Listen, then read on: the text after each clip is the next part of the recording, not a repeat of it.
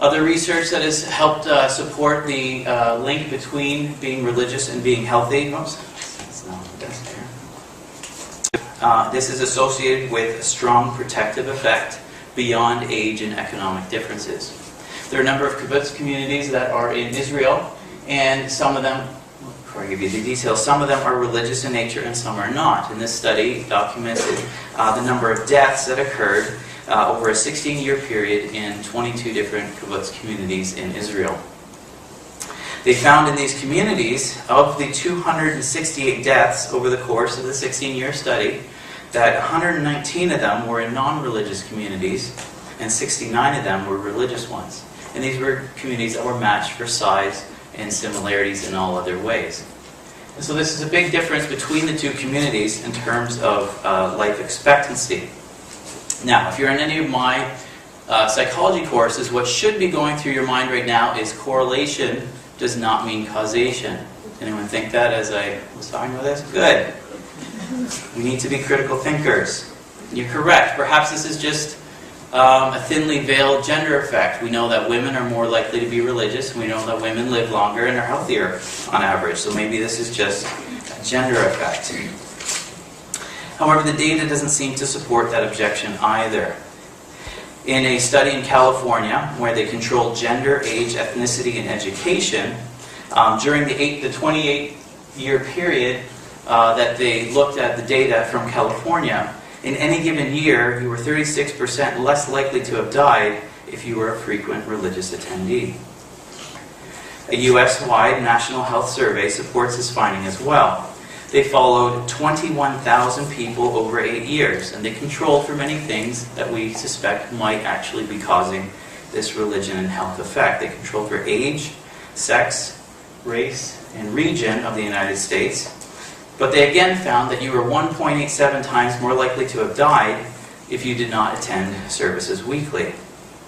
What that translates to for you, if you are 20 years old and you do not frequently attend services, your life expectancy is 75. However, if you're 20 years old and you do attend frequently, you can expect to live to 83.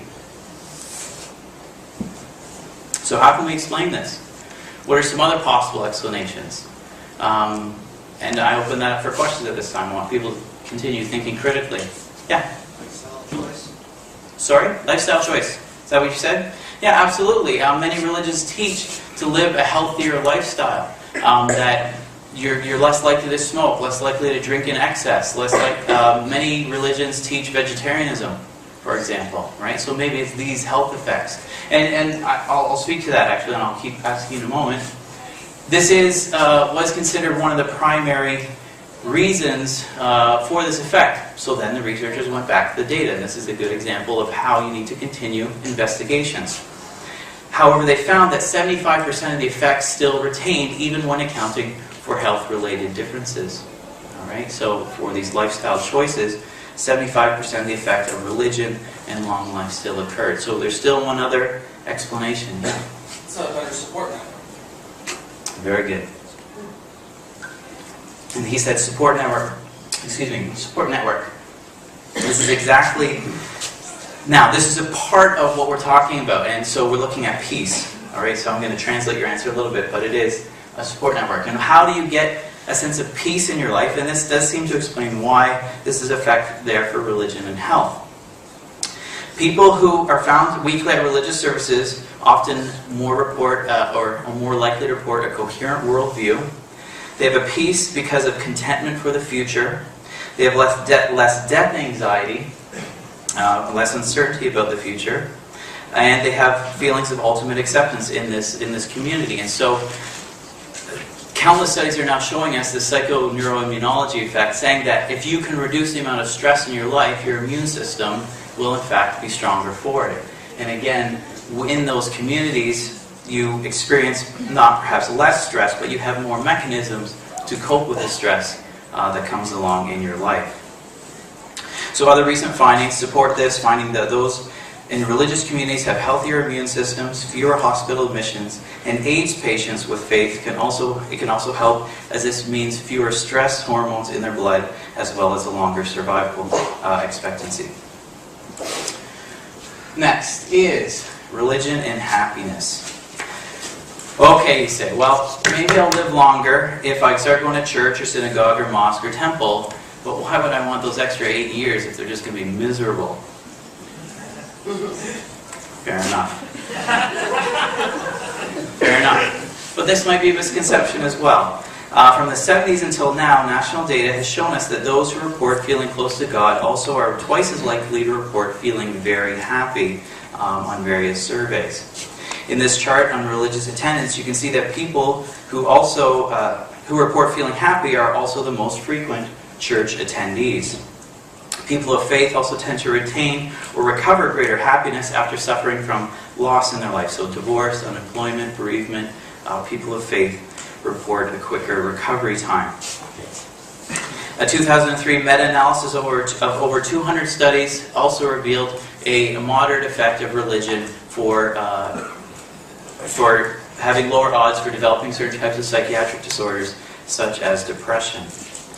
Alright, so it is the case that those who go to church and do so frequently report happier and more content life. So why is this the case? Is there happy gas pumped into religious services? Probably not. Probably not. But there is another explanation that David Myers offers for this happiness and religion effect.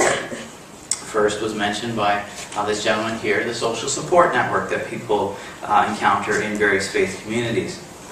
Martin Seligman has argued that rampant individualism in our culture has contributed to today's elevated depression rates, because humans have deeply ingrained need to belong. So it's the social support offered by religious communities that helps people be happier individuals.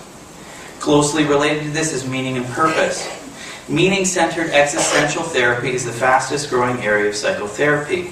Again, Marty Seligman, who's here, I'll make sure to get the quote up this time, suggests that in order to find meaning, it requires an attachment to something larger than the lonely self.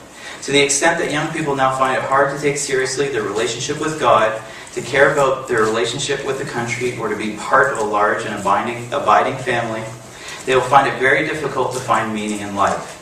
To put it another way, the self is a very poor site for finding meaning. Viktor Frankl, who is a survivor of Nazi concentration camps, also made observations during that time, and he's wrote a number of very important books. He is a main figure in the existential therapy movement. He noticed that those who had a higher purpose, something beyond themselves to live for, were more likely to survive the concentration camp experience.